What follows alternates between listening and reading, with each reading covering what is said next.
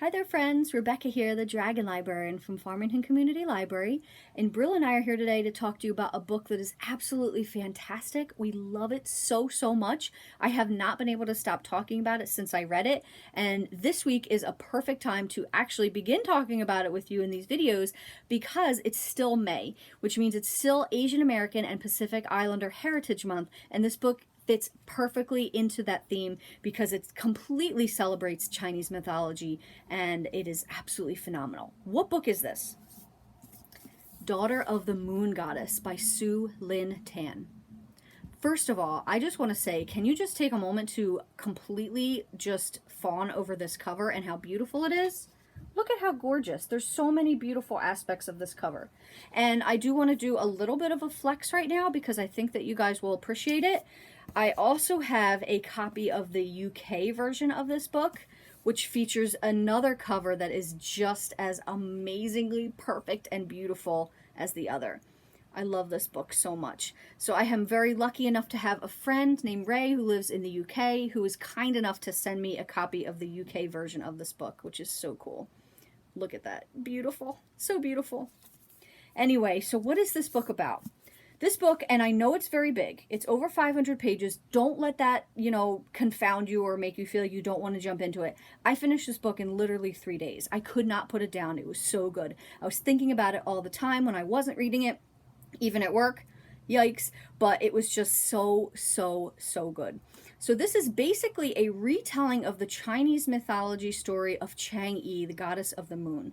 So Chang'e was sentenced to be imprisoned on the moon, and she lives there with her daughter. Now, the emperor and his family are the ones that to put her there, basically, and her daughter discovers this, and she discovers that she wants to free her mom. So she leaves. Xingying is her name. She leaves the moon. She travels to the celestial kingdom in secret and in disguise because the kingdom doesn't know that she actually exists. They think it's just the mom there, didn't know she was pregnant when she was put there. So she is now challenging for all these things to help free her mother. She joins the imperial army. She befriends the young prince, forms all these different relationships, all in an attempt to gain freedom for her mother.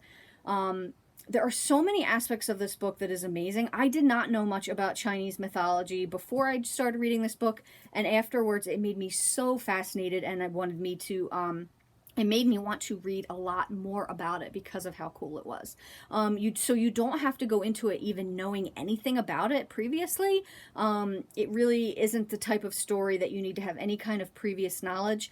And, sometimes when you're reading books with different cultures and things like that, you can get a little bit lost with all the different names and everything is so different and new. I did not for 1 second feel like that with this book. It was very easily accessible, even for someone like me who, like I said, was not very familiar with the Chinese myths prior to starting this book. But I was just so basically held captive by Xingying's story and wanted her to succeed. And all the adventures that she goes on, there are these demons that she has to fight. There are dragons that she has to rescue. That she's caught, there's a little bit of a love triangle as she's caught between two different people, the general in the army who she becomes friends with, and then a little bit more, and also the prince that she befriends throughout their young lives together. But basically none of these people know who she really is. So there's also the burden of that as well, of not being able to confide in these other people. This book has literally everything. It has action adventure, it has magic, it has dragons, so let's just say that is amazing by itself.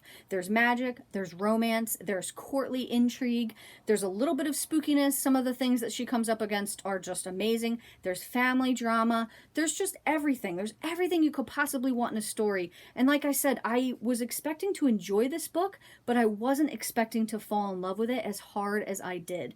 And I'm glad I own 2 copies of it now because, like I said, I can't stop talking about it, and I want everybody to love this book as much as I do.